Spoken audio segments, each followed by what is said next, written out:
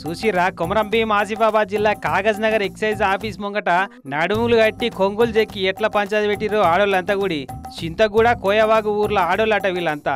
మా ఊళ్ళే నీళ్లు దొరకడు కష్టమైతుంది గాని గల్లీ గల్లీకి కావాల్సినంత మందు దొరుకుతుంది. మా మొగళ్ళు పోరగాళ్ళంతా మందుకు అలవాటై మజ్జు అల్లు తయారైతున్నారు. పనికి వంగుతలేరు, చేసిన పైసలని బెల్ట్ షాపులకే తలగబెడుతున్నారు. ఇక మేము ఎట్లా బతకాలే అని ఆబ్కారీ ఆఫీస్ ముంగట జాంగులేపిర్రు.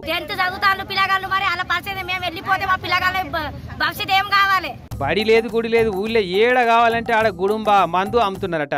కూలినాలు చేసి 200 సంపాదిస్తే పావుషేరు దాగొచ్చి కోడి కూరేదే అని కయ్యం పెట్టుకొని కొడుతున్నారట మొగాళ్ళు.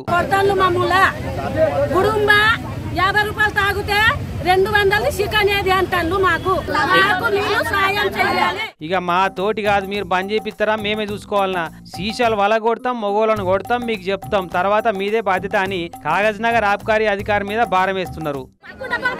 బియ్యం పారెత్తాలు అన్ని పారెత్తాలను గుడుంబ తాగి వచ్చి అమ్మితే మాత్రం మేము